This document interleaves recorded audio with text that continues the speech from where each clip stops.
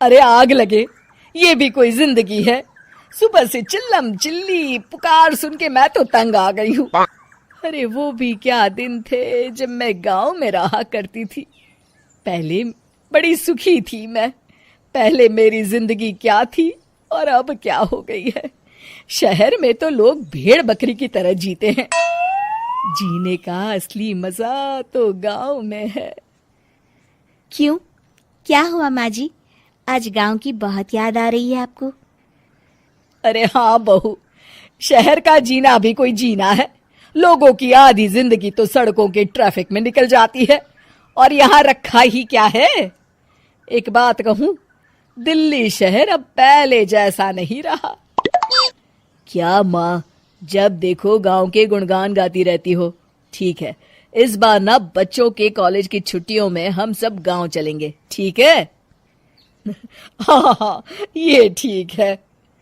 फिर कुछ दिनों के बाद सारा परिवार अपने गांव चला जाता है। अरे वाह, कितनी ताजी और साफ हवा है, कितनी शांति है यहाँ।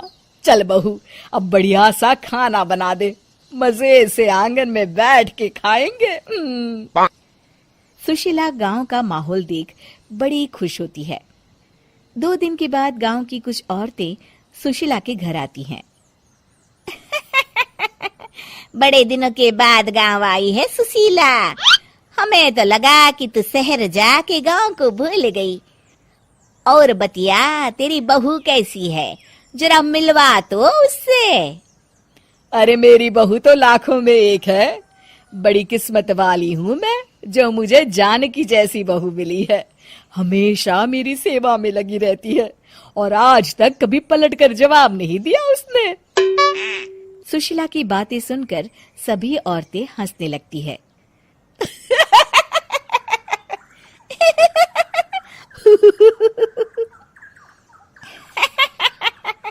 अरे कुछ भी बोले जा रही है। तबीयत तो ठीक है? तेरी बहू चांद से आई है क्या?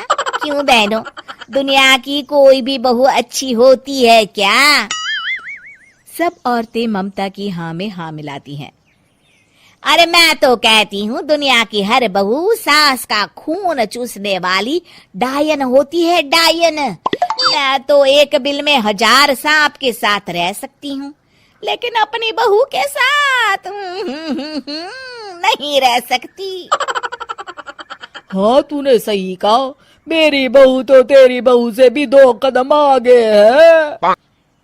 सब औरतों की बातें सुनकर ममता मन ही मन बड़बड़ाती है। अरे ये गांव सुधर गया, लेकिन औरतें नहीं सुधरी। अगर थोड़ी देर और इनकी बेवकूफी भरी बातें सुनूंगी तो मैं सच में पागल हो जाऊंगी। फिर सुशीला उन औरतों को घर से दफा कर देती है और राहत की सांस लेती है। अरे बहू, जरा बाम लाके मेरे सर पर तो लगा दे। उन औरतों की फालतू बातें सुनकर मेरा सर चकरा गया है। इस गांव की औरतों का तो भगवान ही मालिक है।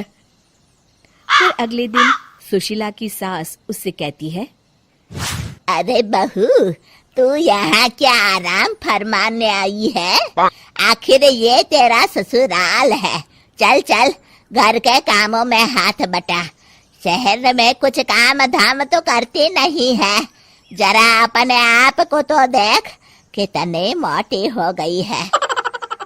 सारा दिन घर का काम करने के बाद शाम को सुशीला, हाय मेरी कमर, हाय मेरे पैरों ने तो जवाब दे दिया। आज तो मुझसे मक्खी भी न मारी जाएगी। अरे बहू, जरा आकर मेरे हाथ पैर तो दबा दे। जी माँ जी, अभी आती हूँ। तभी सुशीला की सास जानकी को रोकते हुए कहती है, अरे रुक जा बहू, एक दिन काम करके इसको इसकी नानी याद आ गई। हम लोग तो रोज इतना काम करते हैं, कोई जरूरत नहीं इसके हाथ पैर दबाने की। सुबह तक सब ठीक हो जाएगा। सुशीला अपनी सास की बातें सुनकर हैरान रह जाती है।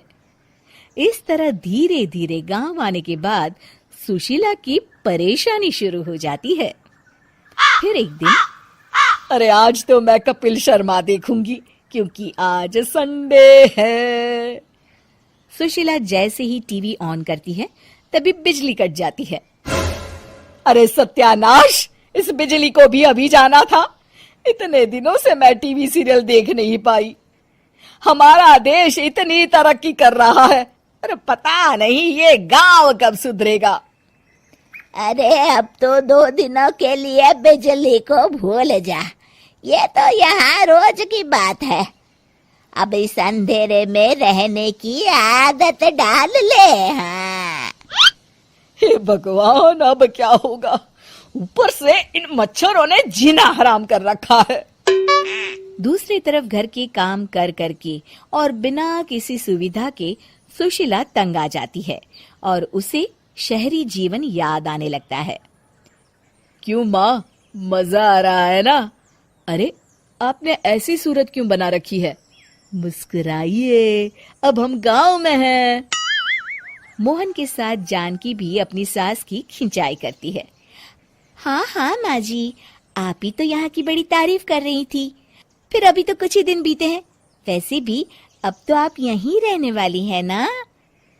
अरे नहीं नहीं बहू, मैं एक दिन और यहाँ रुकी तो मर जाऊंगी। मुझे शहर ले चलो। क्या दिन थे, कितनी सुखी थी मैं वहां। ठीक है माँ, हम कल ही वापस शहर चले जाएंगे।